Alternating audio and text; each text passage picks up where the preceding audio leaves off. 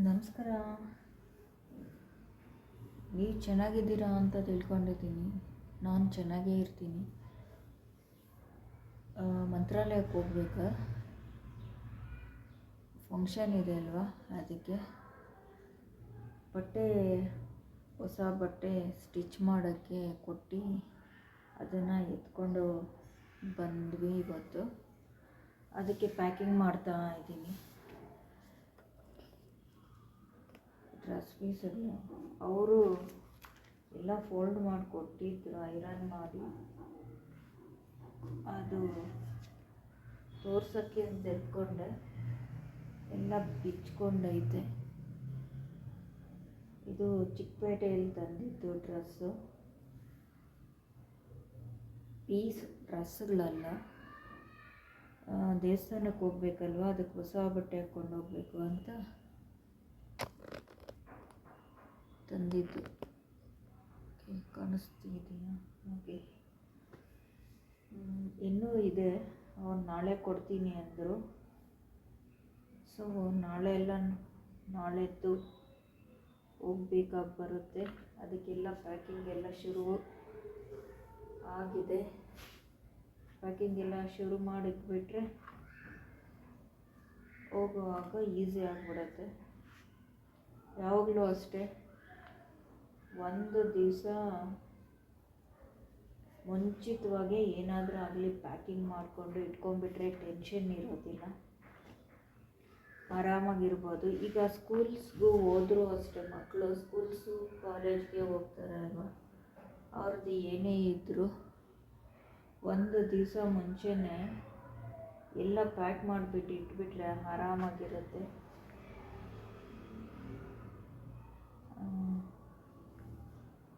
ಮತ್ತು ಮೊಬೈಲ್ಗೊಂದು ಸಿಮ್ ತಗೊಂಡು ಬಂದ್ವಿ. ಅಂದರೆ ಹಳೇದು ಮೊಬೈಲು ಮಂತ್ರಾಲಯಕ್ಕೆ ಹೋಗಿದ್ದಾಗ ಯಾರೋ ಎತ್ಕೊಂಡು ಹೋಗ್ಬಿಟ್ರು ದೇವಸ್ಥಾನದಲ್ಲಿ. ಸೊ ಹಾಗಾಗಿ ಫೋನ್ ನಂಬರು ಎಲ್ಲ ಮತ್ತೆ ಮಾಡಿಸ್ಬೇಕಾಗಿ ಬಂತು. ಅದಕ್ಕೆ ಹೋಗಿ ಮಾಡಿಸಿ ಎತ್ಕೊಂಬಂದ್ವಿ. ಇದು ಮಾಡಿಸ್ಬೇಕು ಅಂದರೆ ಯಾರ ಹೆಸರಲ್ಲಿರುತ್ತೋ ಅವ್ರದ್ದು ಆಧಾರ್ ಕಾರ್ಡು ಎತ್ಕೊಂಡು ಹೋಗ್ಬೇಕಾಗುತ್ತೆ. ಸೊ ಎತ್ಕೊಂಡೋಗಿ ಮಾಡಿಸ್ಕೊಂಡು ಬಂದ್ವಿ. ₹1 ಕೊಡೋಂಗಿಲ್ಲ, ಬಟ್ ಏನು ಕಾಸೇನು ಇಸ್ಕೊಂಡಿಲ್ಲ, ಮಾಡಿಕೊಟ್ರು.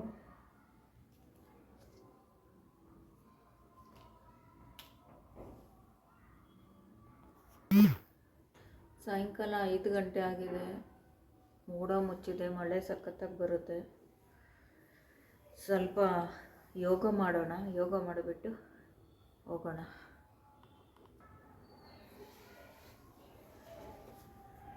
ಸಖತ್ ಚಳಿ ಆಗ್ತಾ ಇದೆ. ಇರಲಿ, ಪರವಾಗಿಲ್ಲ.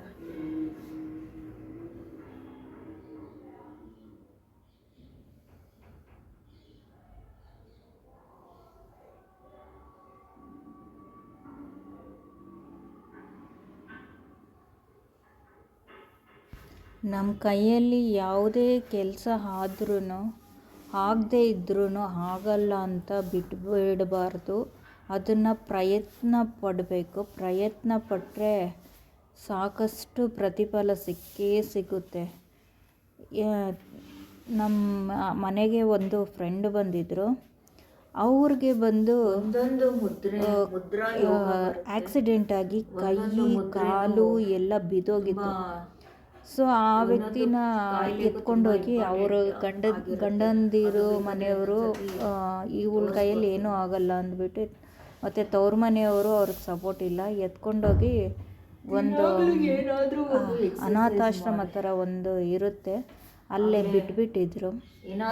ಆಕೆ ಏನೂ ಇಲ್ಲ, ಬರೀ ಮಲ್ಕೊಂಡು ಇದ್ದಿದ್ದಷ್ಟೇ, ಏನು ಕೆಲಸನೂ ಆಗ್ತಾ ಇರಲಿಲ್ಲ. ಆಕೆ ನಾನು ಈ ಥರ ಇರಬಾರ್ದು ಅಂದ್ಬಿಟ್ಟು ಪ್ರಯತ್ನ ಪಟ್ಟು ಈಗ ಸ್ವಲ್ಪ ಇಂಪ್ರೂವ್ ಆಗಿ ಕೆಲಸ ಮಾಡ್ತಾಯಿದ್ದಾರೆ. ಬಟ್ ಅವ್ರಿಗೆ ಕೈ ಕಾಲು ಇಲ್ಲ, ವೀಲ್ ಚೇರಲ್ಲೇ ಕೂತ್ಕೊಂಡು ಎಷ್ಟು ಕೆಲಸ ಮನೆಯಲ್ಲಿರೋ ಕೆಲಸನೂ ಅವರೇ ಮಾಡ್ತಾರೆ. ದುಡ್ಕೊಂಡು ತಿನ್ನೋದು ಆ ವ್ಯಕ್ತಿನೇ. ಆ ವ್ಯಕ್ತಿಗೆ ಬ್ರೈನ್ ಒಂದು ಬಿಟ್ಟರೆ, ಕೈ ಬ್ರೈನು ಎರಡು ಬಿಟ್ಟರೆ ಬೇರೆ ಏನು ಕೆಲಸ ಮಾಡೋದಿಲ್ಲ. ಆಕೆ ಪ್ರತಿಯೊಂದು ಕೆಲಸನೂ ಆಕೆ ಮಾಡ್ಕೊತಾಳೆ.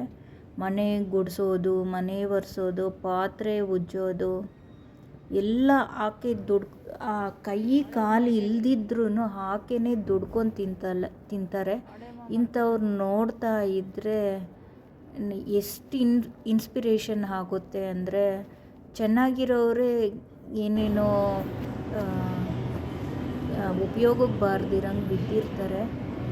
ಆಕೆಗೆ ಏನೂ ಇಲ್ಲ, ಸಾಯೋ ಸ್ಥಿತಿಯಲ್ಲಿದ್ದಿದ್ದು ಈಗ ಇನ್ನೊಬ್ಬರನ್ನ ಸಾಕ್ತಾಳೆ. ಕೈ ಆಗಲ್ಲ, ಕೈ ಆಗುತ್ತೆ, ಕಾಲಾಗಲ್ಲ, ಇನ್ಯಾವುದೂ ಆಗಲ್ಲ. ಬ್ರೈನು ಕೈ ಎರಡು ಬಿಟ್ಟರೆ ಆಕೆಗೆ ಏನೂ ಆಗೋದಿಲ್ಲ. ಇನ್ನೊಬ್ಬರನ್ನ ಸಾಕ್ತಾ ಇದ್ದಾರೆ. ಆಕೆ ಕೈಯಲ್ಲಿ ಆಗಿದ್ದಷ್ಟು ಯಾರನ್ನಾದರೂ ಓದಿಸೋದು, ಅನಾಥಾಶ್ರಮಕ್ಕೆ ಅಮೌಂಟ್ ಕೊಡೋದು ಮಾಡ್ತಾಯಿದ್ದಾರೆ. ಆಕೆ ತಮ್ಮ ಇದ್ರೂ ಆಕೆನ ಮನೆಗೆ ಸೇರಿಸೋದಿಲ್ಲ.